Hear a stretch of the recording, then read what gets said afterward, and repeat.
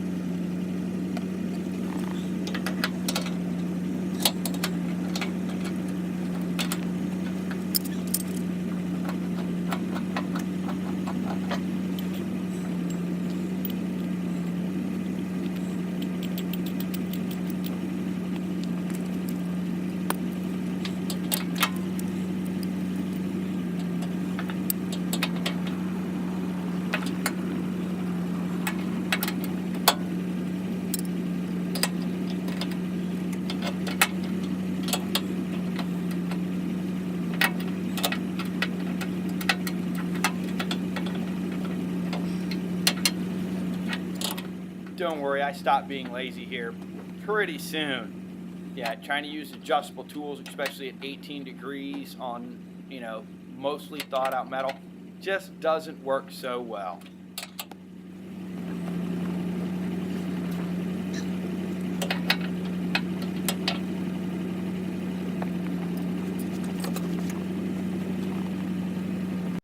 Say it ain't so, Snowbear.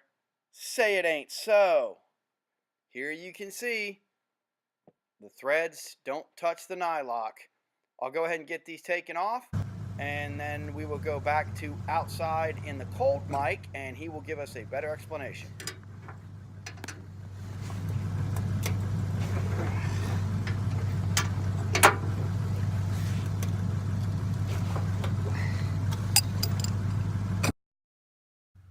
So the stock bolt and nut are on the right.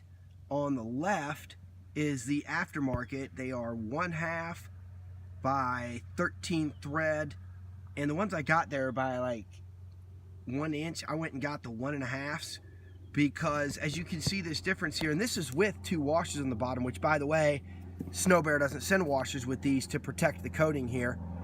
But so we've got a little bit of damage down there on the coating itself. Hopefully the washers will help to protect from some of that. But if you see right here and in a couple of these stills, you will see where when these things are, pressed out of the sheet metal, because, that's the easiest way to tell is that they're actually pressed out. It is not an even thickness all the way across here or here. And that is what is preventing. These would work if it wasn't for the excess coating and for that lack of precision or lack of flatness on the tools or on the pieces. These would have bolted together. I recommend Snowbear start sending 1/2 inch longer screws so that you can actually contact, as if you see, this is first contact, though I haven't actually screwed it into the nylock. This is first contact, and you can see the difference there. So now I'll actually be able to use the nylock on the nut as I am supposed to for these skid shoe brackets.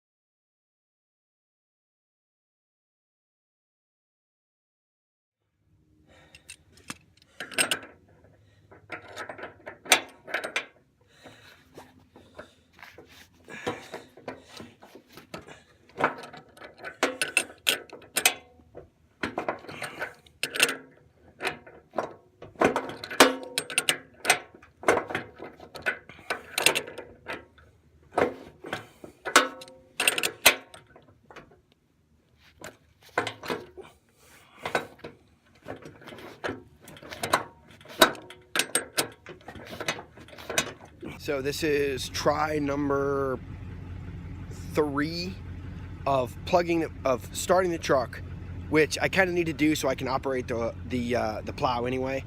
But plugging in my phone and then putting it on the dash on the defroster, because it's 18 degrees out here and it's pretty cold on the phone, especially I'm having to set the phone down. You know, sometimes the only thing protecting it from the ground is a glove. So it's getting pretty cold pretty fast. I'm going to start with the other side now.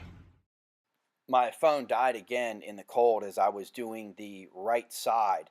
So I've got some stills here, just trying to show you guys the differences in them, some of the things that we talked about. This is just my experience. Your mileage will vary.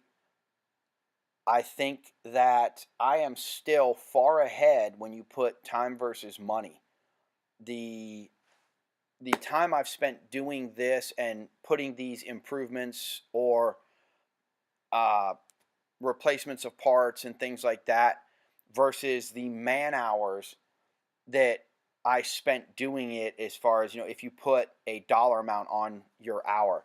So I'm still far ahead, and I think that this was a really good experience for me and to learn a lot of this. And I hope that while yours goes, smoother, the plow is getting good and running. The next major snow I get, I'll try to get a couple of shots, a little bit of video of me taking care of that and working through how well it actually plows. Thank you for your time, and I hope you enjoyed the video.